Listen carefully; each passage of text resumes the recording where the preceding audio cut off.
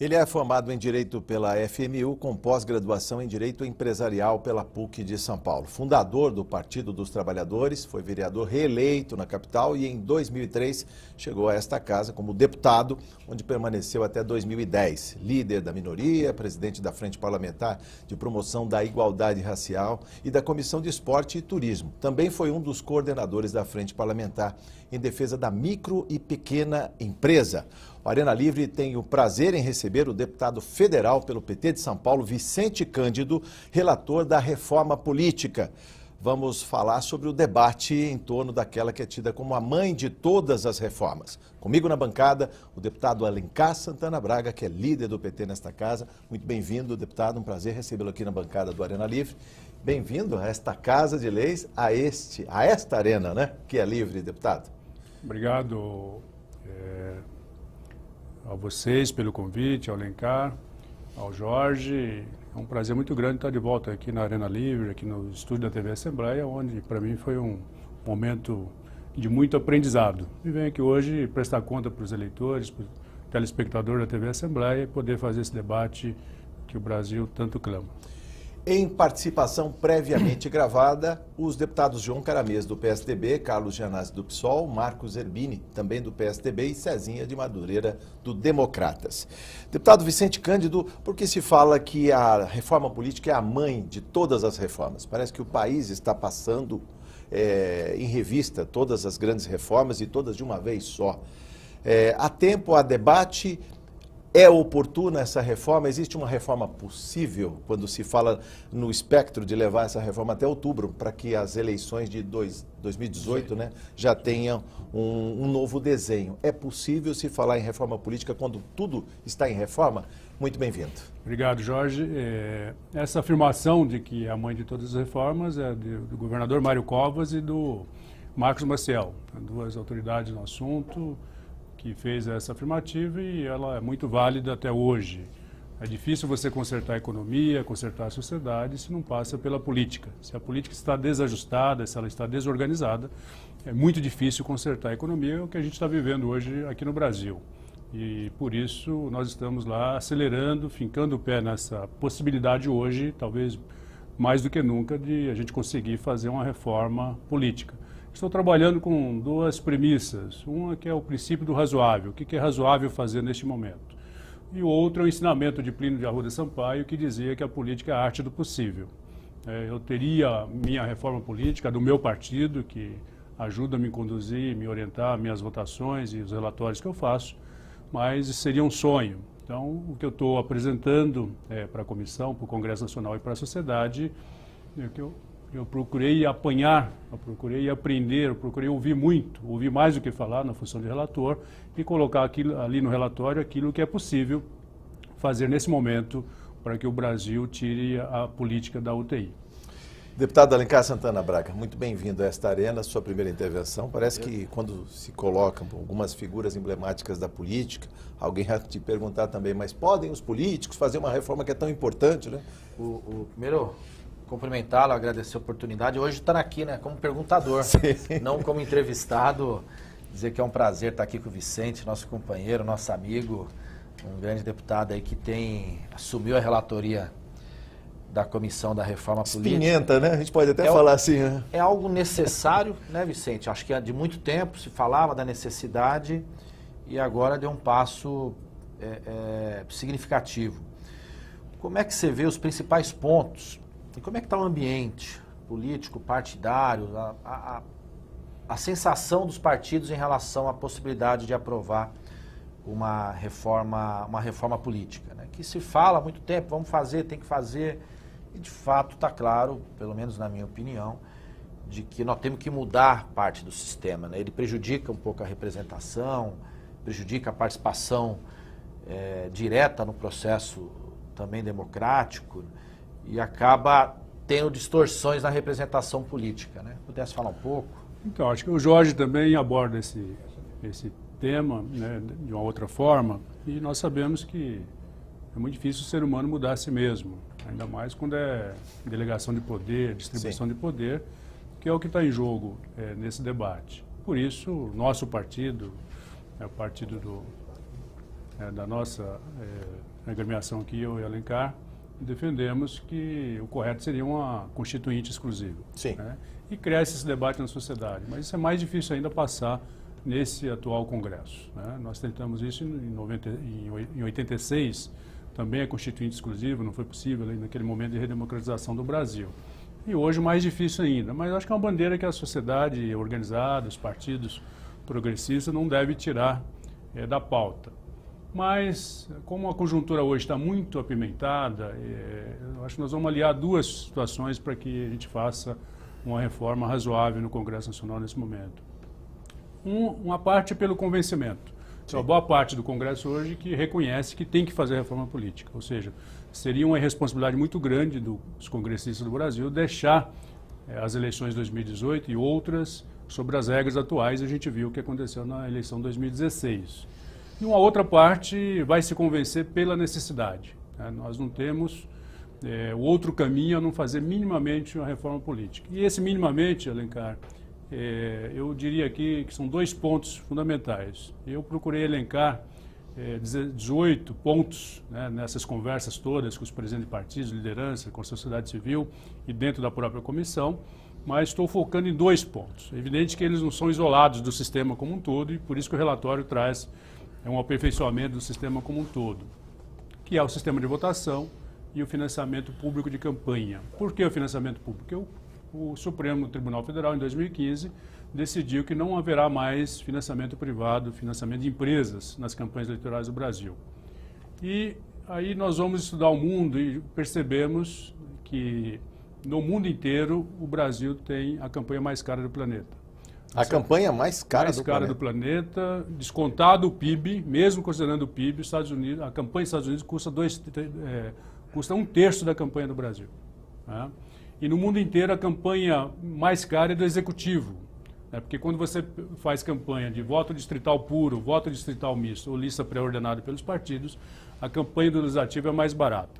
A proporção é de 70-30 no mundo, 70% do bolo da campanha é para o executivo e 30% para o legislativo. No Brasil é o contrário. O que encarece tanto a campanha? Aqui em São Paulo, por exemplo, para 70 vagas de deputados federais, nós temos normalmente 1.500, 1.600 candidatos.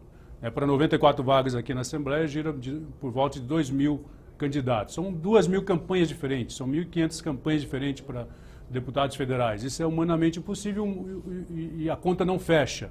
E o mundo percebeu isso. E é por isso que 72 nações democráticas no mundo praticam a lista pré-ordenada. Lista pré-ordenada. Pré-ordenada, ordenada pelos partidos. Isso nos principais países, inclusive. Nos principais países, estou falando de grandes democracias. Né? Sim. Tantos outros, principalmente a Europa parlamentarista, praticam o voto distrital puro, né? Que é numa circunscrição muito pequena, você elege ali os deputados federais e estaduais. Você podia explicar distrito? A gente podia ter o estado de São Paulo como um distritão e algumas regiões? Distritão é uma coisa, o distrito puro, você dividiria São Paulo em 70 distritos, cada distrito elegeria um deputado federal. Ou 94 distritos, cada distrito elegeria um deputado estadual. Esse é o distrital puro. Qual o problema desse modelo pelo mundo afora?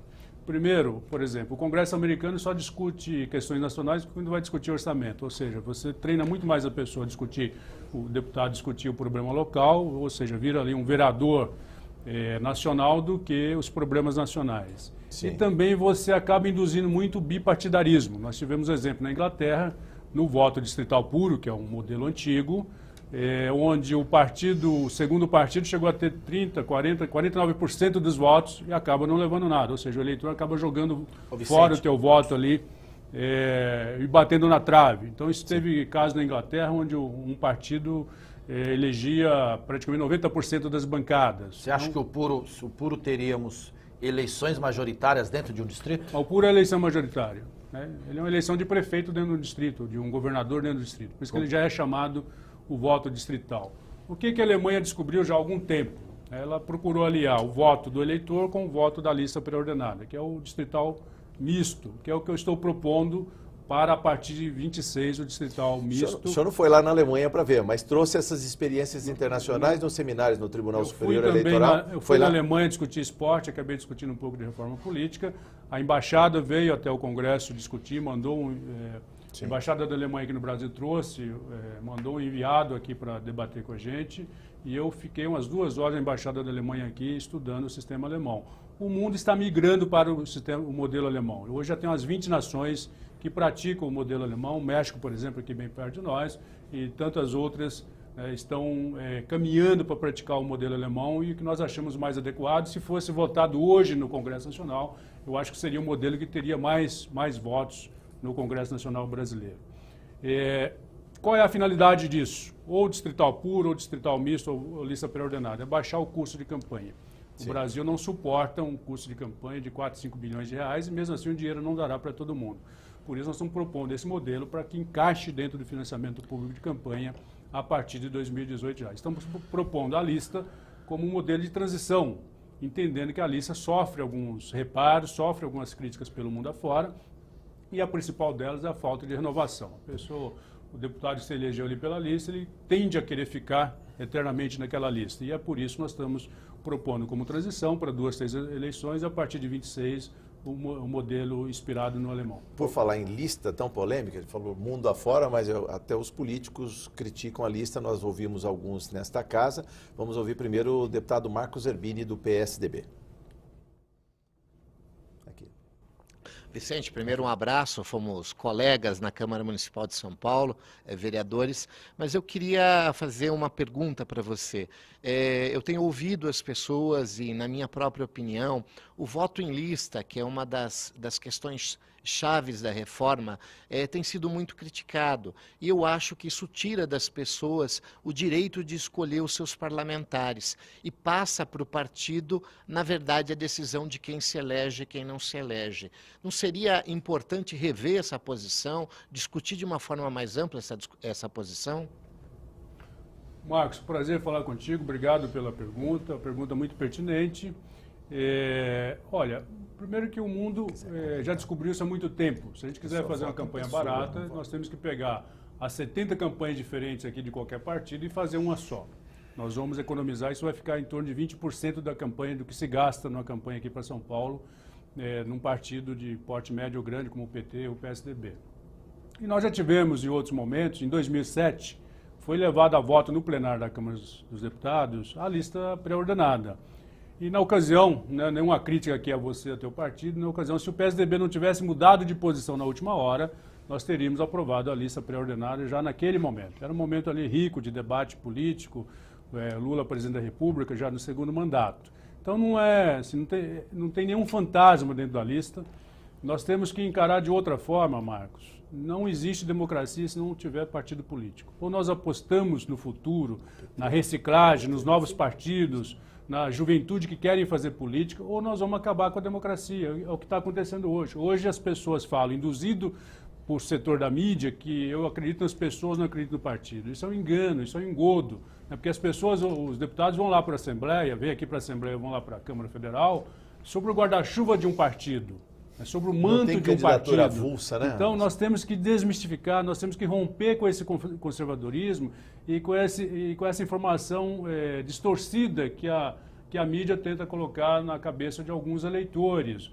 Ou nós apostamos no novo, no moderno, naquilo que tem de melhor no mundo, ou nós vamos jogar no atraso.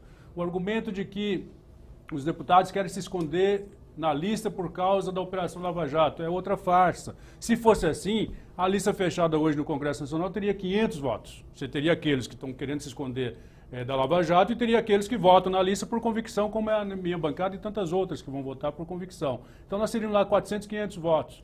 Na verdade, a lista ela amedronta aquelas pessoas que estão sendo investigadas e que o partido vai ter que pensar 2 vezes se coloca aquela pessoa na lista ou não. Ou seja, é uma maneira também de depurar, de você exigir do partido o programa. Por exemplo, nós estamos exigindo na lei que o partido terá que apresentar um programa para o legislativo. Qual é o partido na tua história, e até mesmo o nosso partido aqui, o meu do Alencar, nunca debateu com profundidade a importância do poder legislativo na construção daquele partido, ou como um poder moderador, como um poder que é um poder supremo. O poder legislativo ele pode muito, um poder que pode pichar um presidente da República não é qualquer poder. Então nós temos que fortalecer os partidos, oxigenar os partidos, a tua democracia interna, que é isso que nós estamos fazendo. Aquele debate que a gente ouve falar toda hora, que a lista vai fortalecer os caciques partidários, Não é verdade. Os caciques existem hoje. Nós estamos combatendo o caciquismo a partir daí. O partido, para construir a lista, ele vai ter que escolher um dos 3 mecanismos que nós estamos colocando em lei. Ou consulta teus filiados através de prévia, ou primária, se quiser, além dos filiados, como fazem algumas nações como os Estados Unidos, ou em convenção. Ou seja, o presidente do partido não vai poder mais ele dizer quem é que vai ser eleito, quem é que vai encabeçar a lista. Então isso é apostar no futuro, apostar na modernidade, apostar na democracia plena, com partidos fortes, com partidos organizados e com muito menos partido do que tem hoje na sociedade brasileira. São 35 partidos já registrados no Tribunal Superior Eleitoral e outros 56 aí em via de ganhar já registro. Autorizado a fazer Pois campanha. Eu vou comentar um pouco o que o Marcos falou aqui e aí fazer uma pergunta depois para o Vicente. Hoje, as pessoas votam em pessoas, mas na verdade votando em partido. E não sabem disso. Sim. O sistema hoje acaba distorcendo. Você tem figuras, às vezes, que são candidatas, que vêm do mundo artístico, do mundo esportivo, do mundo da televisão, da mídia. Puxadores de voto. As pessoas estão votando nele, mas não sabem que estão elegendo alguém lá embaixo, porque o voto, hoje, de uma certa maneira, está vinculado ao partido. Porém, as pessoas estão sendo enganadas. Elas estão achando que estão votando no João, na Maria, no José, enfim, enquanto na verdade não é. Acho que a lista ajuda a ficar transparente e ajuda a melhorar o debate, porque sai do pessoal e entra no coletivo. Legal, só para ilustrar o que você está dizendo, o Enéas chegou a eleger aqui quando ele teve 1.600.000 votos em São Paulo, elegeu deputado com 200 votos, que nem morava em São Paulo, morava no Rio de Janeiro. Nós temos uma história de Rondônia, Roraima, que a pessoa se elegeu com 0 voto e estava em São Paulo quando foi comunicado que estava eleito. Nem ele votou nele. Então não existe sistema mais distorcido que o que nós... Vicente, você acha que... E mais do que isso, as pessoas hoje, você cria uma disputa. Como é que é o sistema hoje? Você cria uma disputa interna. Sim. Você precisa ter mais voto que o pode seu companheiro de partido. A gente pode chamar até de canibalização de voto dentro da própria bancada. Você não discute a proposta para fora. Talvez seja o maior defeito do sistema atual, você ficar brigando entre pares, entre companheiros. Você quer ter mais voto que o seu. Inadmissível para um sistema político. Ô Vicente, você acha que enquanto proposta, que o debate político vai melhorar ao ter a votação em lista? Imagine nós 3, somos candidatos pelo mesmo partido. Hoje, a depender do partido, nós do PT defendemos uma linha ainda mais coesa. Mas um partido, outro. Sim. Cada um defende a sua ideia e tenta ganhar o voto do eleitor, dizendo que é mais bonito, que é melhor que o outro. Sim. Ou já tem mandato, ou seja, tem mais... Ao sermos do mesmo partido, nós 3 vamos ter que pedir o voto, defendendo aquilo que o nosso partido acredita. Eu acredito que isso ajuda a melhorar o debate. E por quê? Eleição municipal. O que se discute? Proposta do prefeito. Eleição estadual. O que se discute? Proposta do governador. Eleição nacional. O que se discute? Proposta do presidente. E o legislativo fica frágil. Por isso que vem perdendo poder ao longo do tempo, porque ele é fracionado hoje. Sim. Acredito que... E aí uma pergunta. Você acha que ao ser do partido, esse debate vai melhorar e vai fortalecer, inclusive, o parlamento? Mais ainda? Para além disso... Além do partido ter que protocolar como protocolo hoje para o Poder Executivo, uma proposta para orientar a tua bancada, para você ter parâmetro, inclusive, para depois, se a bancada votou contra ou esse aquele deputado votou, para você cobrar a fidelidade, o partido terá que registrar na Justiça Eleitoral, quando registrar a chapa, as diretrizes, o código de conduta para a tua bancada. Então não vai ter mais aquela, deputado Alencar, de que o deputado fez campanha contra a reforma da Previdência, chega lá e vota totalmente o contrário. Hoje, qual é o compromisso que ele tem com o eleitor? Nenhum. E o partido é exatamente esse contrato, a garantia contratual para o eleitor de que o deputado do Partido Verde vai para lá e vai defender a bandeira do Partido Verde, do PT vai defender as bandeiras do PT, do PSDB, a mesma coisa. Então você dá uma depurada muito grande, né, na qualidade das ações, dos discursos, né? E para corroborar com essa preocupação tua, eu estou propondo a descoincidência das eleições. São poucas nações do mundo, aliás, não percebi nenhuma, que você faz a campanha ao mesmo tempo do Poder Executivo e Poder Legislativo. A campanha do Poder Legislativo acaba sumindo, né? Acaba sumindo, vira um apêndice da campanha do Executivo.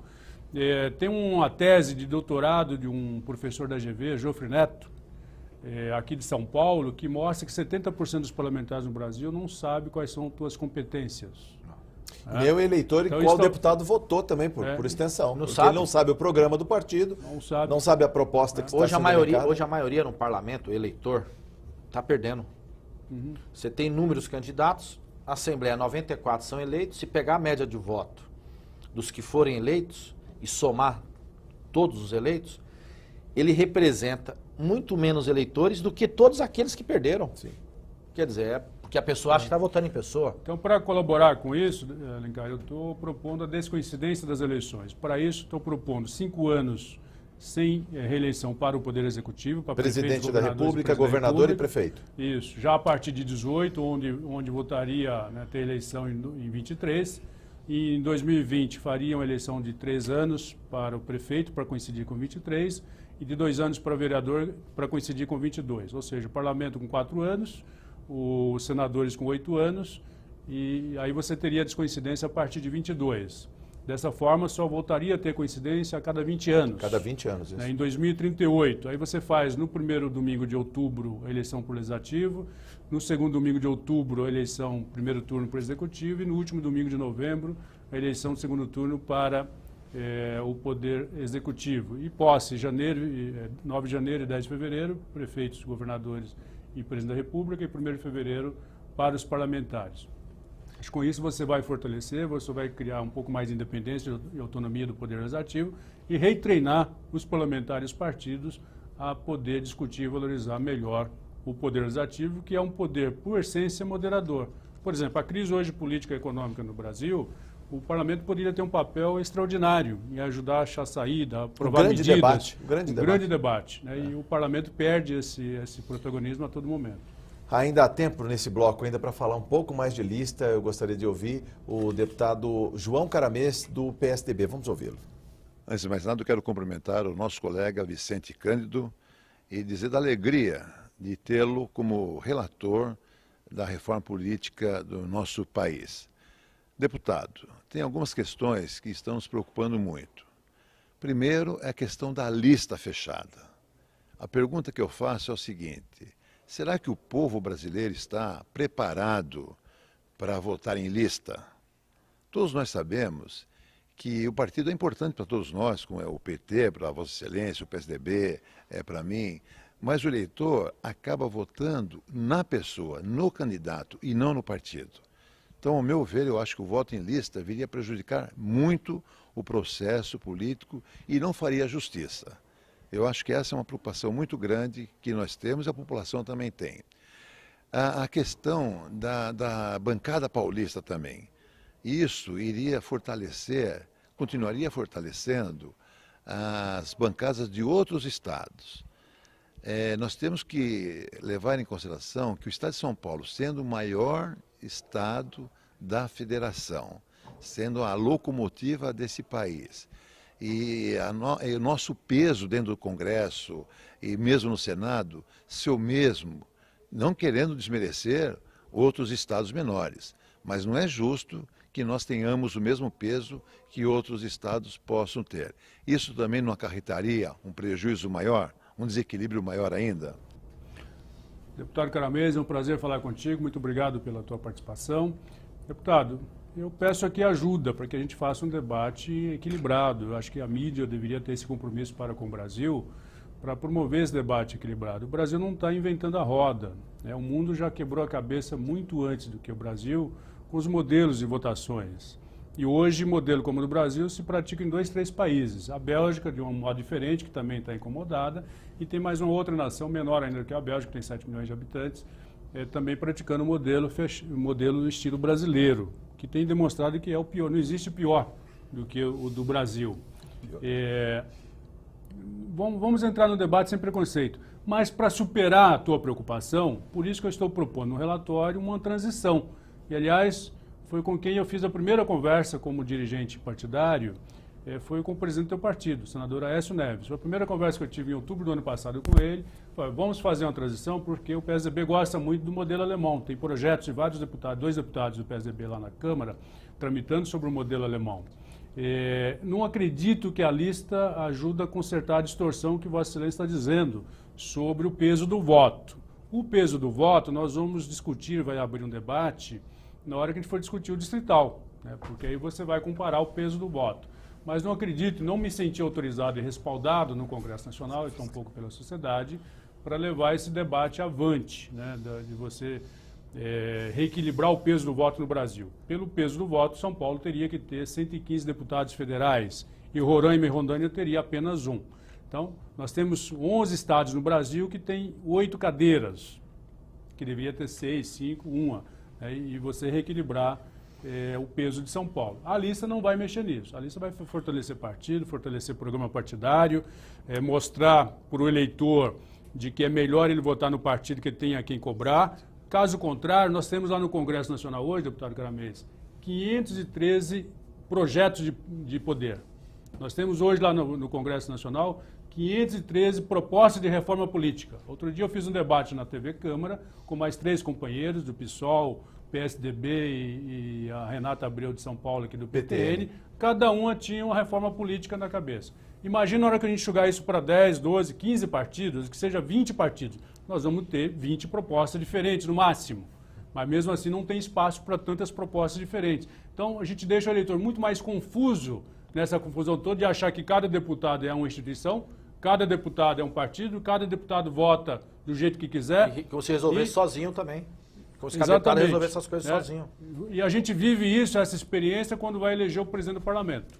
Cada um quer um compromisso, cada voto vale um projeto, vale uma decisão. Às vezes uma bancada de 5 tem tanto poder ali para decidir quem vai ser o presidente do parlamento, que acaba tendo ali espaço e poder demasiado. Vicente, aproveitando só para esse tempo, e fala da coligação também, porque tem a proposta de acabar com a coligação. O sistema atual prevê isso, né? Acaba distorcendo também. No nosso relatório, nós estamos propondo coligação para o Poder Executivo e estamos acabando com coligações no proporcional, no Poder Legislativo e instituindo as federações partidárias. Qual a diferença? As federações têm que ser nacional, vertical e por 4 anos. Se o partido sair da coligação, da federação, nesse período de 4 anos, perde o acesso ao fundo partidário e o tempo de televisão. Então, isso também é um modelo bem avançado que você vai obrigar os partidos a terem programas, identidades programáticas para fazer as federações partidárias. Não vai permitir que lá no Maranhão o PCdoB se alia ao DEM e aqui em São Paulo se alia ao PT. Então, você vai exigir um pouco mais de homogeneidade, onde terá uma depuração natural dos partidos políticos e a gente percebe que é inconvivível hoje 28 partidos no Congresso Nacional, tem 35 já registrados e mais 50 já autorizados a fazer campanha pelo Tribunal Superior Eleitoral. Deputado então isso Vicente, também não a conta não fecha dessa forma. Deputado Vicente Cândido, no próximo bloco vamos falar mais sobre a reforma, muito a que ser discutido ainda. Arena Livre com Vicente Cândido volta em instantes.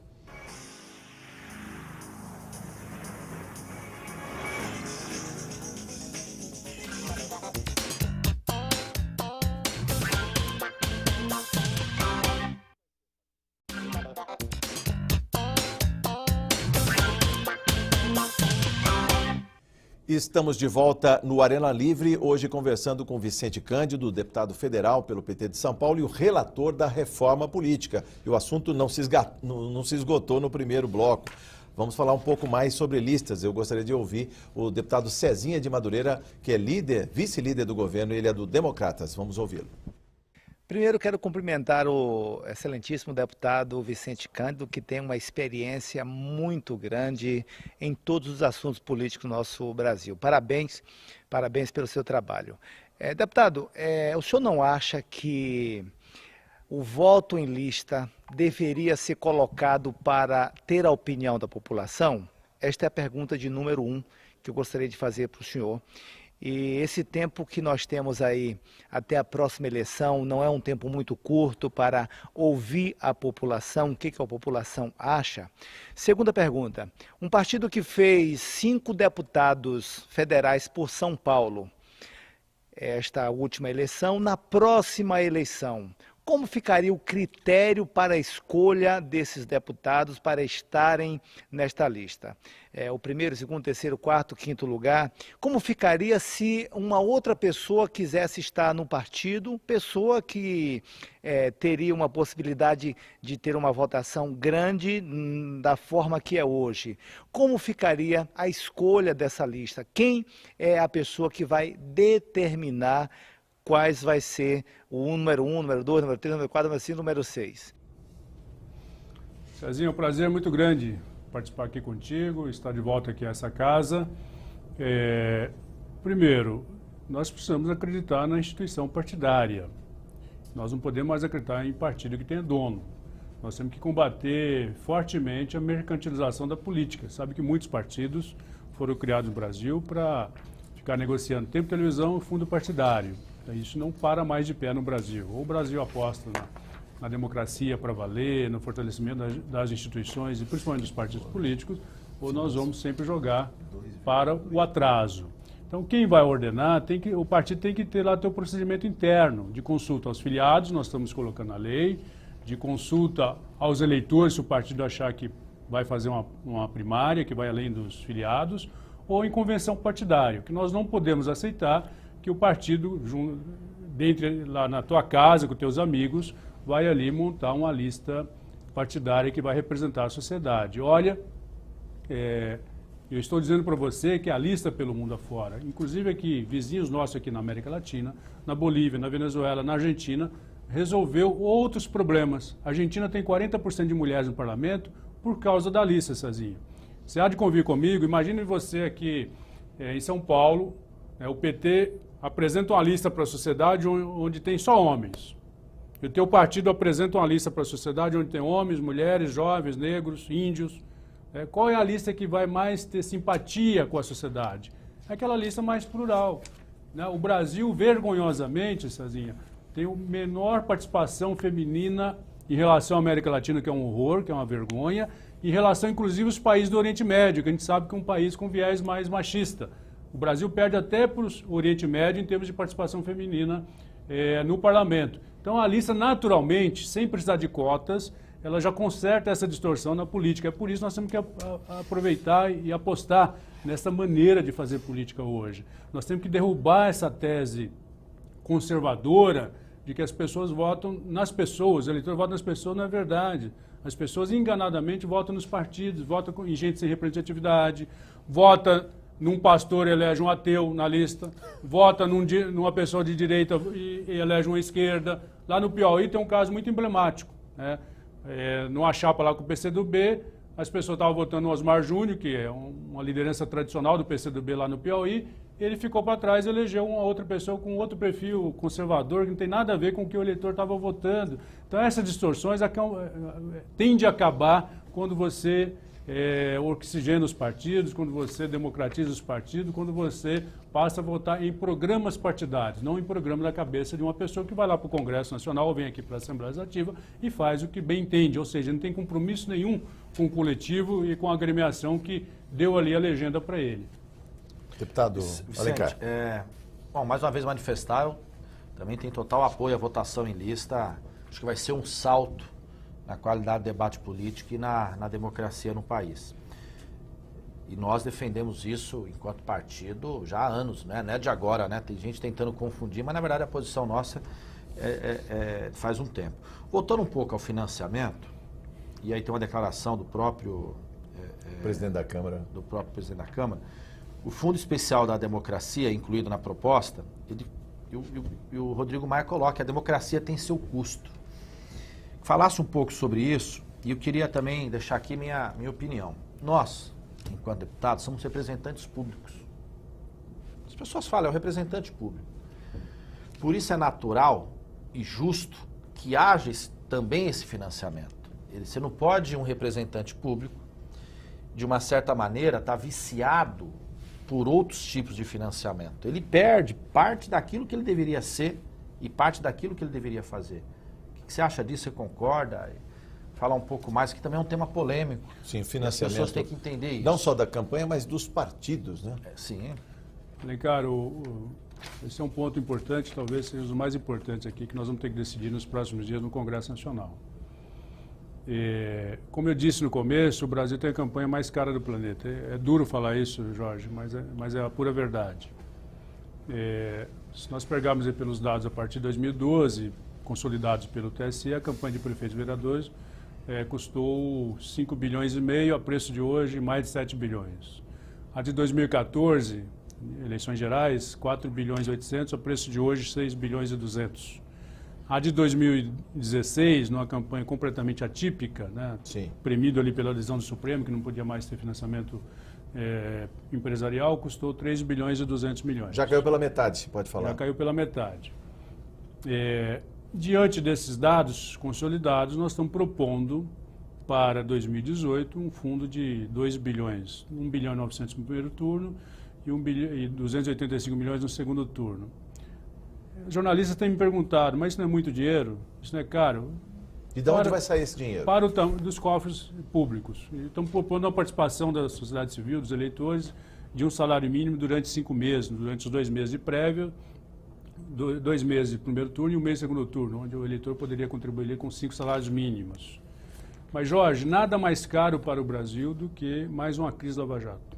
Aliás, o Brasil já está no limite dessa crise. Se a gente se esticar um pouco mais, se aprofundar um pouco mais a crise da Lava Jato do jeito que nós estamos indo, nós vamos acabar com o Brasil.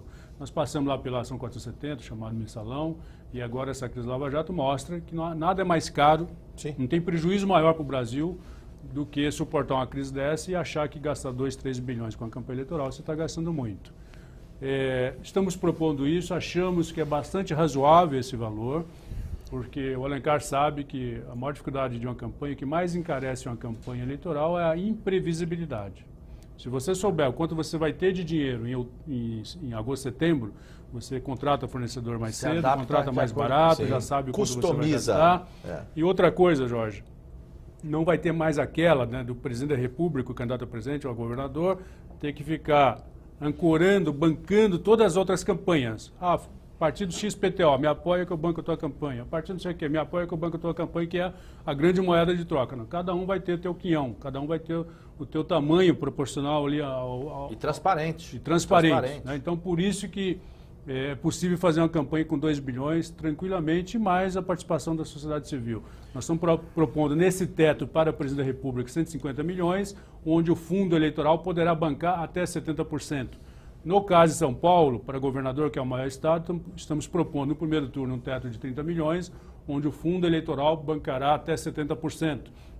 O menor estado, que é Roraima, para governador, 4 milhões para governador, onde o fundo poderá bancar até 70%.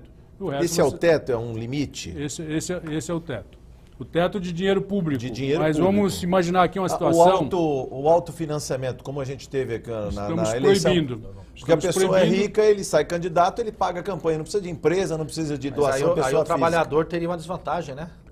Estamos proibindo o autofinanciamento, porque à medida que tem dinheiro público, não tem sentido você ter autofinanciamento, senão você vai criar o famoso desequilíbrio econômico, abuso do poder econômico na campanha eleitoral.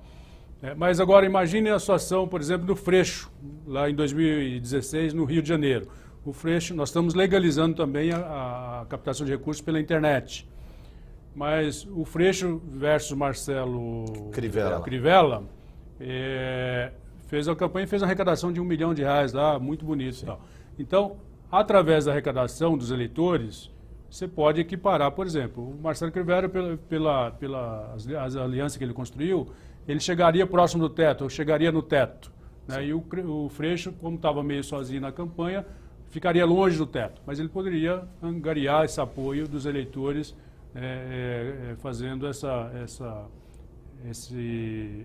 arrecadação pela internet. Como ter previsibilidade se muitas vezes o calendário eleitoral, mesmo curto, um tiro curto, uma campanha de 45 dias, a gente sabe que no caso das empresas, elas punham dinheiro em quem estava na frente na pesquisa. Tinha gente que não tinha até possibilidade de ganhar, estava com 3% no começo da corrida eleitoral, bastava ele pular para 20%, os colaboradores apareciam. Primeiro, Jorge, que nós estamos legalizando as prévias, ou a pré-campanha, que hoje não é legalizada. Então, nesse período de 2 meses, os partidos candidatos poderão lançar, ou pensar, ou planejar a tua campanha e a arrecadação. Na hora que entrar ali a arrecadação oficial, que já pode ser na prévia, ele já está com o teu bloco na rua e organizado. Estamos também limitando a divulgação de pesquisa na última semana. Sim. Na última semana não poderá mais você manipular o eleitor ali com aqueles dados falsos que já decidiram muitas campanhas aqui no Brasil. E ainda no fundo, para o segundo turno, por exemplo, aqui em São Paulo o teto para governador seria de R$30 milhões. No segundo turno seria de R$15 milhões. Então vamos imaginar uma hipótese que no segundo turno foi um candidato da grande coligação versus o PSOL, que é um partido pequeno aqui em São Paulo. O PSOL terá a mesma quantidade de recursos que terá aquele candidato das grandes agremiações. Então você cria isonomia, você combate o abuso do poder econômico, você terá uma campanha muito mais justa, muito mais limpa do que você tem hoje com o financiamento público. Ô Vicente, fazer duas questões rápidas. Primeiro, a questão do vice. Tem esse debate de acabar com a figura do vice, se isso está no texto, no relatório.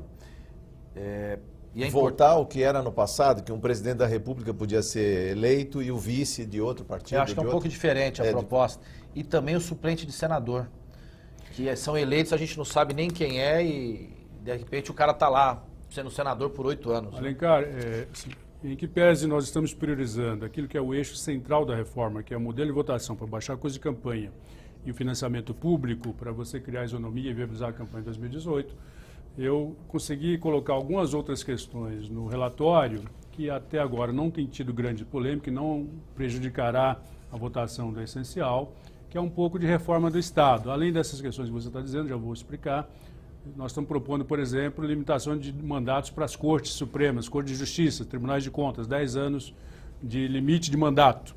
Isso tem tido muito apoio na sociedade, no Congresso Nacional, até das associações de juízes também. Estamos propondo eliminar o cargo de vice-prefeito, vice-governador e vice-presidente da República. Isso é um luxo do Brasil, Jorge. Nós devemos ter por volta de 12 a 15 mil cargos em torno dos vices no Brasil, que custa seguramente 500 milhões de reais por ano para nenhuma função. E para fazer aqui uma brincadeira séria, os mexicanos que estiveram aqui agora no seminário internacional que nós promovemos com o TSE, disseram que o México acabou com a figura do vice em 1917, ou seja, estamos 100 anos atrasados e com um argumento de que o vice só serve para conspirar. O senhor vai brigar com o nenhuma presidente. Analogia Nós para o temos um momento, presidente hoje que era vice. Nenhuma analogia para o momento aí, para a conjuntura, mas é verdade. O Brasil não pode mais ficar cometendo esses luxos.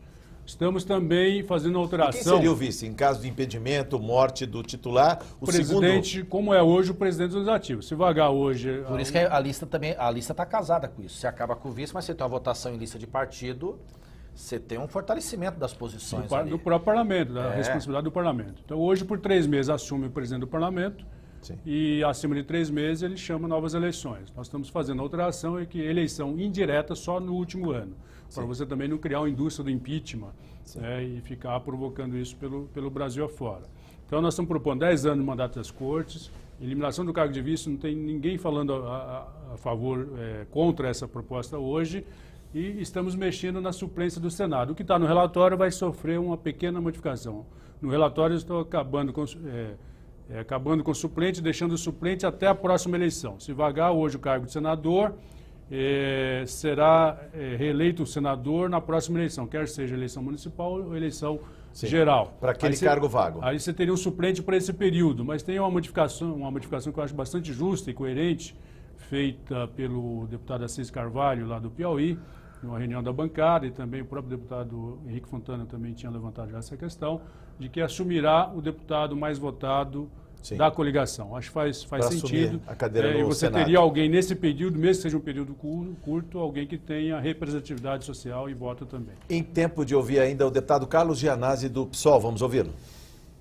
Quero saudar todos os participantes do Arena Livre, uma saudação especial para o deputado federal Vicente Cândido, que já foi também nosso colega aqui na Assembleia Legislativa, nosso colega na Câmara Municipal, e dizer o seguinte, que a nossa grande preocupação, deputado Vicente Cândido, é com a questão da lista fechada, mas também com a questão do financiamento de campanhas eleitorais. Primeiramente, deixar a nossa posição registrada, que eu sei que é um tema que está sendo debatido aí com vocês, que é a questão da lista fechada. Nós somos totalmente contra a lista fechada, principalmente nesse momento histórico em que nós estamos vivendo, onde os partidos, todos eles têm dono ou donos, nós temos os caciques, os partidos no Brasil perderam a credibilidade, perderam a representatividade e se tornaram verdadeiros cartórios.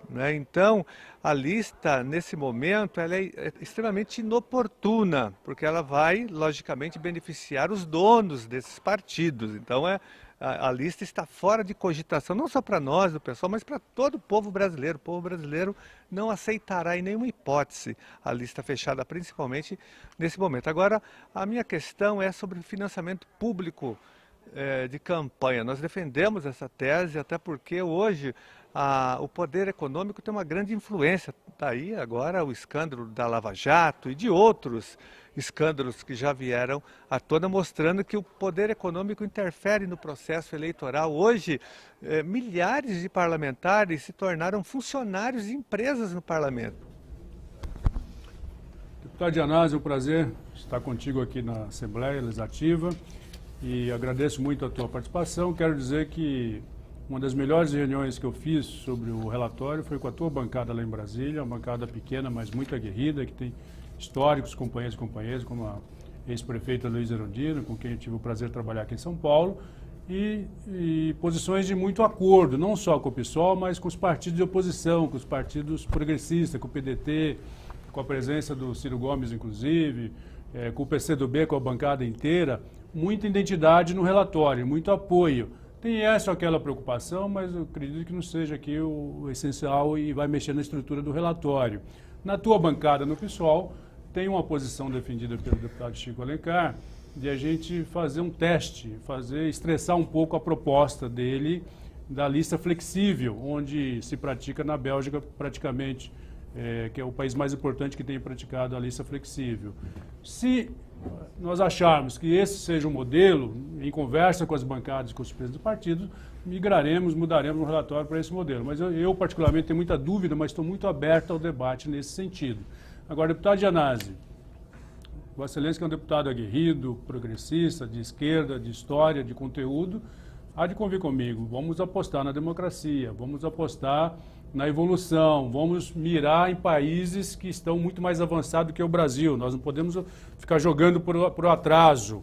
E não tem outro caminho, deputado Gianazzi, que a gente descobriu, que nós estudamos pelo mundo, fazendo o estudo do direito eleitoral comparado, que vai fugir ou de lista pré-ordenada pelos partidos, com democracia partidária, ou do distrital puro, que tem várias nações do mundo que praticam, mas também tem crítica, ou do distrital misto, que é o modelo que eu estou propondo a partir de 26 na emenda constitucional. Além disso, estamos à busca. O que nós constatamos nesse período de estudo, deputado Gianazzi? Não tem modelo perfeito no mundo. Está todo mundo à busca da perfeição. A própria Alemanha também tem muitos incômodos, já tiveram vários escândalos na Alemanha. O financiamento público que Vossa Excelência está levantando aí também já foi fruto de vários escândalos em outros países, ou seja, e nós estamos sendo muito severos no regramento para o uso do dinheiro público, porque imagine você, se com dinheiro privado teve escândalo, imagina o dinheiro entrando fácil, né? Só apertar um botão, o dinheiro vai estar lá no orçamento do partido, na conta do partido, se a gente não tem que ter mais cuidado.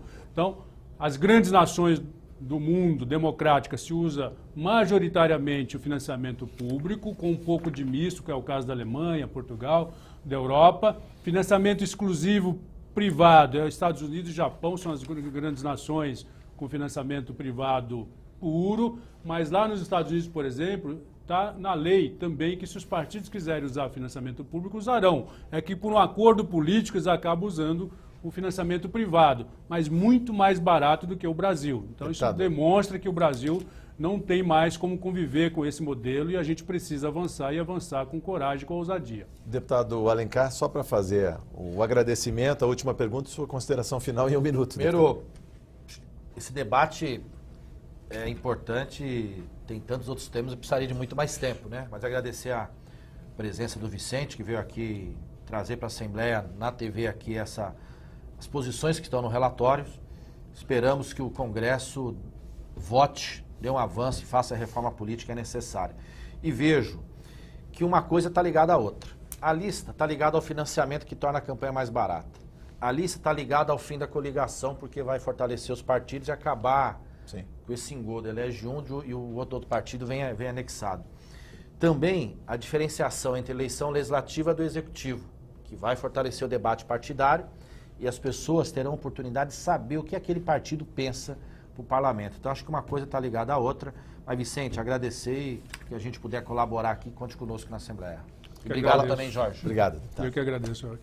a essa oportunidade. O que faltou dizer aí, nas suas considerações finais, premido pelo tempo, né? Inclusive é desse programa, mas o do calendário eleitoral até Vários setembro. outros pontos, Jorge, que a gente gostaria de aprofundar, como o novo marco da democracia direta para a sociedade também, mas fica aqui, eu me convidando para estar aqui em outro momento, à medida que aqui é minha casa também, e pedindo ajuda aqui para o Alencar e para as bancadas, que a gente possa promover debate sobre outros temas tão importantes quanto esse que nós escorremos aqui hoje. Ponto final, críticas, sugestões, comentários pelo endereço eletrônico arenalivre@al.sp.gov.br. Deputado Vicente Cândido, volte mais vezes, as portas estão abertas aqui. Tá? Muito obrigado, deputado Alencar Santana Braga. Pela oportunidade de estar aqui como perguntador hoje. Obrigado. Obrigado por sua audiência. Até o próximo Arena Livre. Eu espero você.